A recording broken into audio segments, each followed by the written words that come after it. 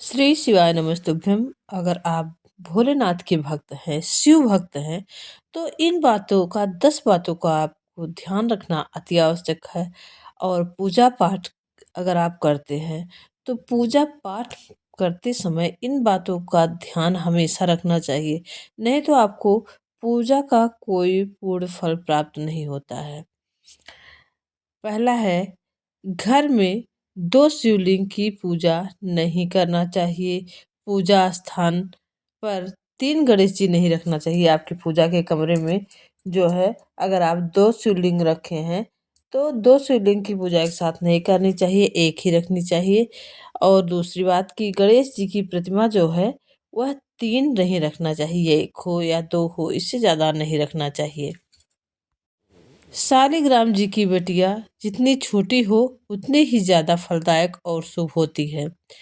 कुशा पवित्री के अभाव में अगर आप पूजा पाठ कर रहे हैं, कोई कथा सुन रहे हैं, कुछ भी कर रहे हैं और कुशा आपके यहाँ सावित्री का अभाव है, नहीं है, तो इसके बदले में आप जो है सोने की अंगूठी धारण करके भी देव कार्य संपन्न करा सकते हैं। कोई भी पूजा पाठ पर बैठे हैं तो आप सोने की अंगूठी पहन के भी पूजा को पूर्ण फल दे सकते हैं और पूर्ण फल प्राप्त कर सकते हैं, क्योंकि कुशा का सोने चांदी के इतना ही कुशा पवित्री के अभाव है। अगर इस समय नहीं कहीं मिलता है तो अंगूठी अगर पहन ले, पूजा का उत्तम फल प्राप्त होता है। और अगर पूजा में टूटे हुए अक्षत या टूटे हुए टुकड़े नहीं चढ़ाना चाहिए। अगर आप चावल शिवलिंग पर समर्पित कर रहे हैं तो ध्यान रखें कि अक्षत खंडित नहीं होना चाहिए, टूटा हुआ नहीं होना चाहिए। एक ही अक्षत आप समर्पित करें, लेकिन वह पूर्ण अक्षत होना चाहिए, टूटा हुआ अक्षत नहीं होना चाहिए, नहीं तो पूजा का कोई पूर्ण फल प्राप्त नहीं होता। पानी, दूध, दही, घी आदि में उंगली अपनी नहीं डालना चाहिए, इससे लोटा चम्मच आदि से लेना चाहिए, क्योंकि अगर नख लग जाता है उसमें किसी प्रसाद में, आपका नाखून लग गया तो वह जो है पूजा या वह जो हम प्रभु के लिए समर्पित करते हैं, प्रभु उसे स्वीकार नहीं करते, वह वस्तु अपवित्र हो जाती है। अतः यह वस्तुएं देव पूजा के योग्य नहीं रह जाती हैं।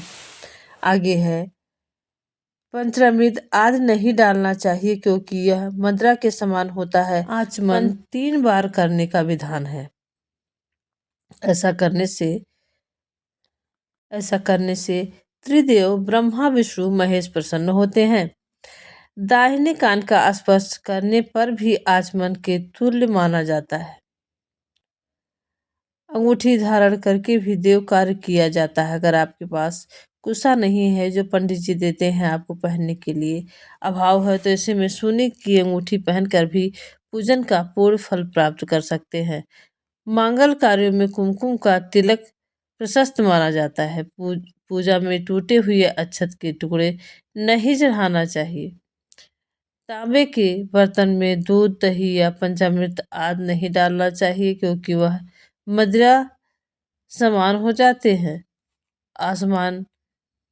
आचमन तौर पर करने का विधान है, इससे त्रिदेव ब्रह्मा विष्णु प्रसन्न होते हैं। कुशा के भाव में देवताओं पर जल नहीं छिड़कते, देवताओं को अंगूठे से नहीं मले। चकले पर से चंदन कभी ऐसे ना उठाए। अगर चंदन आपके पास है तो आप घिसते हैं चंदन, तो पहले उसको चंदन को एक कटोरी में गिरा लें। गिराने के बाद फिर चंदन शिव जी को तिलक करें।